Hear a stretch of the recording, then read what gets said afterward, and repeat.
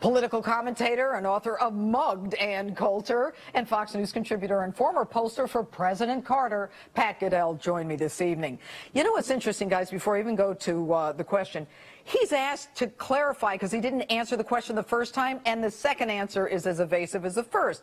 But, so my question to you, Ann, is why is the media not dealing with the fact that there is a clear cover-up here?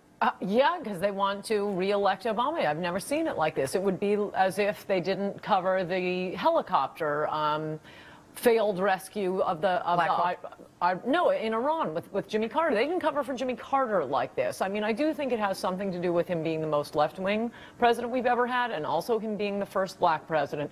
They are treating him like the angel Obama, and they are right in with him. Leno said last night that, you know, the Halloween costume this year is to go as a journalist and wear an Obama button. But Pat, I mean, do you agree? I mean, I think we've got some screens of the New York Times. It just comes out that the CIA operative on the ground asked for help 3 times. The New York Times doesn't cover it. I think there's a front page from yesterday and the front page from today. They don't even mention it. They have been in the tank on this in a way I've never seen. CBS, at days after the president told him, in fact, told him he knew there was an attack. I left yesterday George McGovern's funeral, who I worked for when I was 21, who is a man who stood up on the issue of the war, whether you liked it or not, and what he believed is truth, and fought a president against a president who was willing to lie, cheat, and steal to get elected. And the press, however, was willing to fight that. I am appalled right now.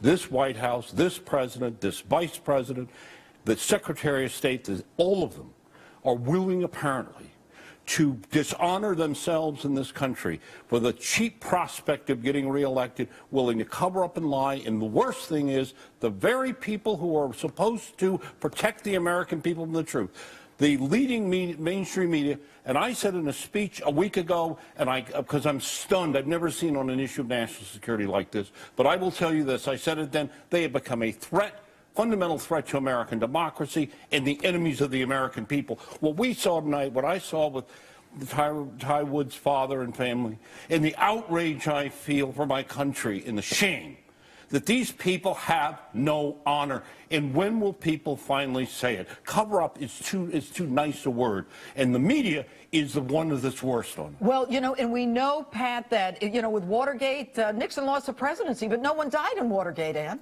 No, that's right. Here you have, it appears, the president refusing to give the order to go in and save Ty Woods. How could he do that? Others. You know, Pat's right. How do we come to grips with this as Americans? Because that a man on the ground, there's an AC-130. Yes. They could have lowered an F-16, you know, just for the sound. But he wasn't willing to make the gutsy call because that it's not gutsy, it's human instinct. No, because it could have failed, and then you'd have the helicopters crashing in the desert. But it's not Black Hawk Down. We're so much smarter than we were then. That with the technology. Look, I'm not saying this president didn't care enough. He didn't want to risk his election. This president didn't care enough to stay in the White House and, quote, find out what was going on the next day. Just order the rescue teams. To rescue teams. Look, now I know why he didn't meet with his national security advisor and why he got on a plane and went to a fundraiser. An act, if any president, Democrat or Republican, prior to this had done, while the consulate was smoldering, would have been crucified.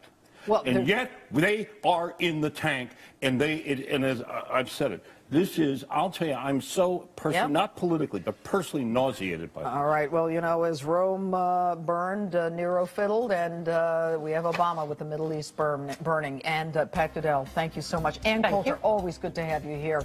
And